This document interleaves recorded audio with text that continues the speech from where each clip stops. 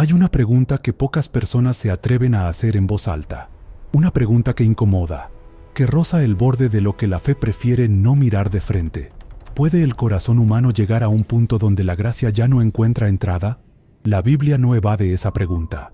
La responde con una claridad que sorprende, y que, entendida bien, no habla de los límites de Dios, sino de los límites que el propio ser humano construye dentro de sí mismo, ladrillo a ladrillo, decisión a decisión, día tras día. La primera actitud que la Biblia señala es el orgullo absoluto. No la confianza sana ni el amor propio, sino esa forma particular de soberbia que coloca al yo en el centro de todo y expulsa a Dios de la ecuación. Los proverbios lo dicen sin rodeos. Dios resiste a los soberbios. No los ignora. No los espera con paciencia infinita desde lejos. Los resiste, como un muro que se levanta frente a quien llega con los puños cerrados. El hombre orgulloso no necesita a nadie, no dobla la rodilla, no pide. Y mientras permanezca en ese estado, la gracia tiene exactamente el espacio que Él le concede. Ninguno. La segunda es el corazón endurecido, esa condición que la Biblia describe con una imagen física, una piedra en el pecho donde debería haber carne viva. El endurecimiento no ocurre de golpe.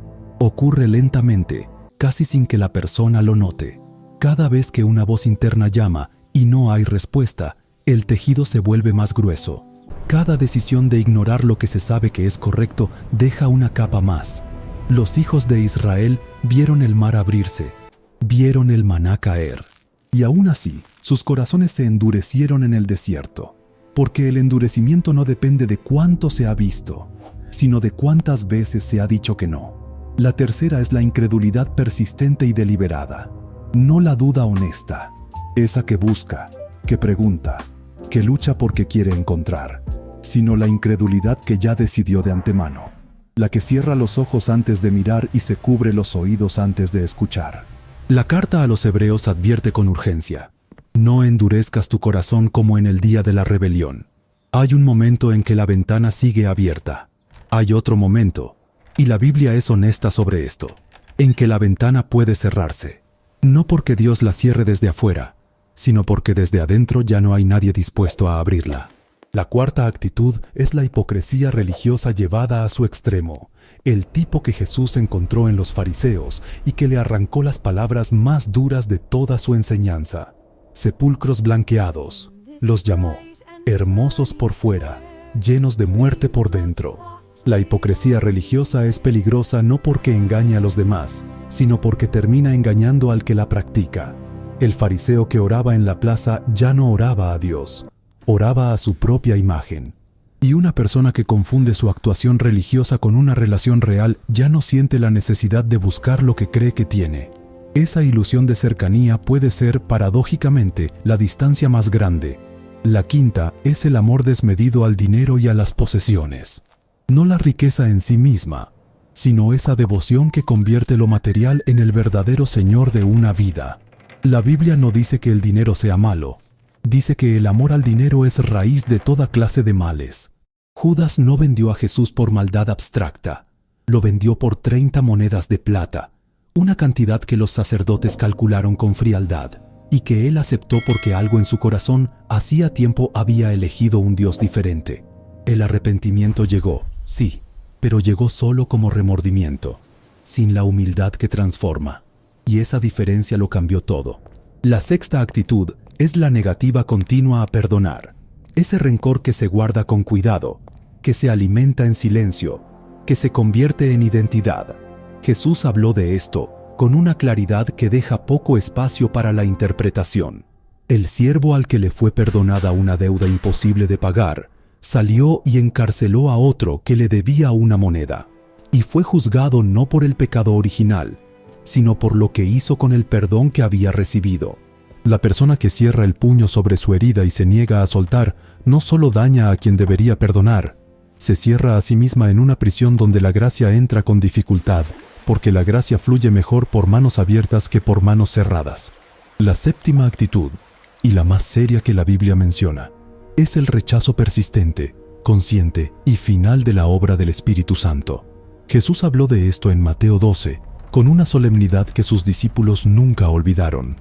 No es una palabra pronunciada en un momento de rabia. No es una duda que asoma en la oscuridad. Es una postura sostenida, construida durante años, que atribuye lo sagrado a lo demoníaco y cierra toda puerta posible desde adentro. Lo que hace a esta actitud diferente de todas las demás es que el propio vehículo de la reconciliación, el espíritu que convoca, que convence, que guía hacia el arrepentimiento, ha sido rechazado tan completamente que ya no hay camino de regreso. No porque Dios lo haya bloqueado, sino porque la persona ya no puede reconocer el camino aunque lo tenga enfrente. Lo que une a estas 7 actitudes no es el tipo de pecado, ni su gravedad en el sentido usual de la palabra. Lo que las une es una dirección, siempre la misma dirección, que se aleja de la fuente. El orgulloso se aleja porque cree que no la necesita. El de corazón endurecido se aleja porque dejó de sentir que importa. El hipócrita se aleja mientras finge que se acerca. El incrédulo deliberado se aleja antes de mirar. El avaro se aleja porque eligió otro camino. El rencoroso se aleja porque prefiere su herida. Y el que rechaza al Espíritu se aleja hasta que ya no recuerda que hubo un momento en que podría haber elegido diferente. La Biblia no presenta estas actitudes como categorías fijas en las que una persona nace o está destinada a caer. Las presenta como advertencias, señales en el camino que dicen, aquí hay un precipicio. Porque si algo queda claro en el mensaje bíblico es que la gracia persigue, que llama, que espera. El padre de la parábola no caminó hacia el hijo pródigo, corrió hacia él. Pero el hijo tuvo que levantarse primero, tuvo que decidir volver. Y esa decisión, esa apertura, aunque sea mínima, aunque sea apenas un resquicio, es todo lo que la gracia necesita para entrar. La pregunta que la Biblia deja suspendida no es si Dios puede salvar. La pregunta es si el corazón humano todavía quiere ser alcanzado. Y mientras esa pregunta permanezca abierta, mientras haya, aunque sea una voz interna que pregunta, que duda, que busca, la respuesta bíblica es siempre la misma. La puerta sigue ahí. El problema no ha sido nunca quien espera del otro lado, sino si alguien se decide a tocar.